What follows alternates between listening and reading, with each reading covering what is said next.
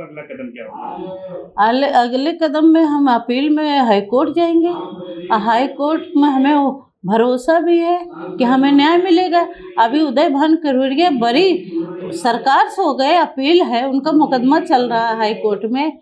अब 47 चली है, 156 लोग उनके पक्ष में रिपोर्ट तब दोष माने गए हैं और AK-47 3 मर्डर है। अच्छा, ये बताइए कि इसके बाद उनके बाहर आने से किस तरह की सुरक्षा का खतरा आप लोगों को? सुरक्षा तो हमको नहीं मिलेगा। कल हमारे परिवार को हमारे साथ भी घटना हो सकती है। एक बार हमारे बेटा को चिट्ठी आई थी, फोन आया था कि तुमको उठा ले जाएंगे, तभी सुरक्षा मिला था। तो अब तो हमारा उधर बाहर निकल आए हैं। कल हमारे जो पति के AK-47 चला सकते तो हमारे परिवार के साथ हमारे साथ भी घटना हो सकती है। सीएम और गवर्नर से भी मिलेंगे? सीएम से भी मिलेंगे, गवर्नर जी से भी मिलेंगे कि जो अभी मुकदमे अपील है, इतने मुकदमे हैं, गवर्नर जी से हम भी अपनी बात को गुहार लगाएंगे। आज जो ये सरकार को कन्नी और कथरी में फर्क पूरा दिखाई पड़ रहा है कि आज भाजपा के पूर्व विधायक आज वे AK-47 चलाने वालों को आपने गवर्नर साहब ने आप बरी किए हैं, तो इसकी हम अपील में जाएंगे। इस मुद्दे को विधानसभा में उठाएंगे अखिलेश जी के माध्यम से? हाँ, अखिलेश जी से हमारे पूर्व मुख्यमंत्री जी हैं, उनके माध्यम से वो विधानसभा में, लोकसभा में उठाएंगे। लेकिन योगी जी तो कहते हैं कानून व्यवस्था बहुत अच्छी है। अभी ही कानून व्यवस्था तो देख सकते हैं कितनी अच्छी है। बाहर कर दिए गए। क्या असर पड़ेगा इसका? असर तो बहुत पड़ेगा। 47 चली है, इसका तो बहुत असर पड़ेगी। हमारे परिवार पे इतने दुखी है सुबह से कि AK-47 चलाने वाले मुख्यमंत्री जी तो कहते गुंडा राज खत्म, आज गुंडा राज को आप बरी कर रहे हैं। देखिए, देश संविधान से चलता है। कार्यपालिका, न्यायपालिका और विधायिका। न्यायपालिका के निर्णय के तहत वो जेल में थे। स्वाभाविक रूप से जिस तरह से न्यायपालिका ने उन्हें सज़ा दिया था और आज भारतीय जनता पार्टी के दबाव में जो भारतीय जनता पार्टी कहती है कि हम गुंडों, माफियाओं या अपराधियों का हम दमन करने की नीति बना रहे हैं। अभी आपने देखा कि जिस तरह से वो राज्यपाल के ऊपर दबाव बना के उन्हें रिहा किया है, मुझे लगता है ये संविधान की हत्या है, लोकतंत्र की हत्या है। अगर राज्यपाल महोदया को फिर ऐसे पूरी लिस्ट मंगानी चाहिए जिसमें पिछड़े समाज, दलित समाज, कमज़ोर वर्ग के लोग, अल्पसंख्यक समाज के लोग भी बिना अपराध के आज वो जेल में बंद हैं।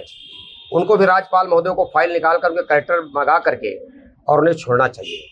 क्योंकि मैं इक्यावन फुटपुर लोकसभा का प्रत्याशी था और सहार पश्चिमी विधानसभा उसी क्षेत्र में पड़ता है।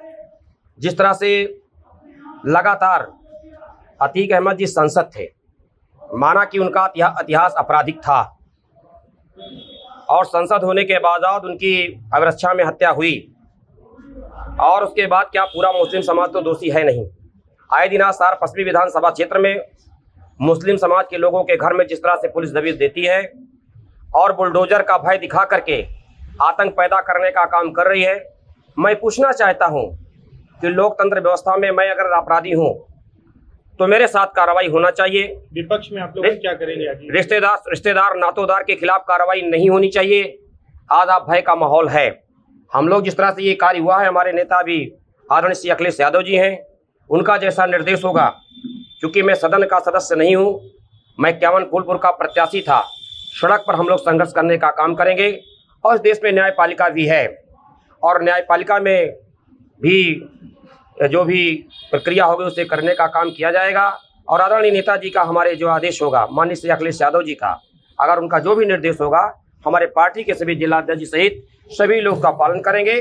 और स्वाभाविक रूप से आज भारतीय जनता पार्टी जिस तरह से चीन कर बदले की भावना से आज पिछड़े दलितों, कमजोर वर्ग के लोगों को जेल में ठूसने का काम कर रही है और न्याय नहीं मिल रहा है।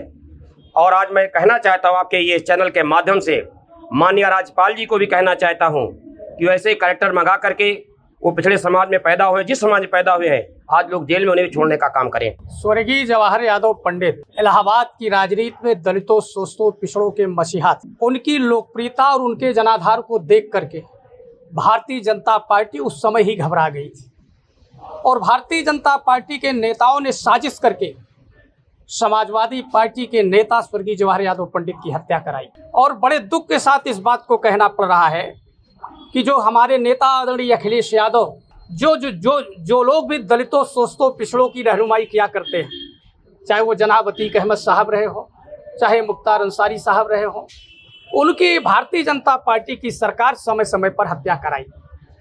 जो लोग भी दलितों, शोषितों, पिछड़ों की रहनुमाई किए, ये भारतीय जनता पार्टी की सरकार जिस ढंग से उनके हत्यारों को जिस ढंग से सजा माफ कर रही है, उन्हें रिहा करती है, समाजवादी पार्टी उसकी कड़े शब्दों में निंदा करती है।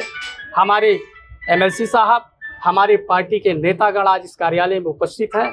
हम अपने शानदार नेता आदरणीय अखिलेश यादव जी, जो पीडीओ की वकालत पूरे प्रदेश और पूरे देश में कर रहे हैं, दलितों, शोषितों, पिछड़ों की आवाज़ को बुलंद कर रहे हैं, हम लोग उनसे मिल करके पूरी स्थिति से अवगत कराएंगे और उनका जो भी निर्देश होगा हम उसका इस चैनल को देखने के लिए आप इसे लाइक, शेयर और सब्सक्राइब करें।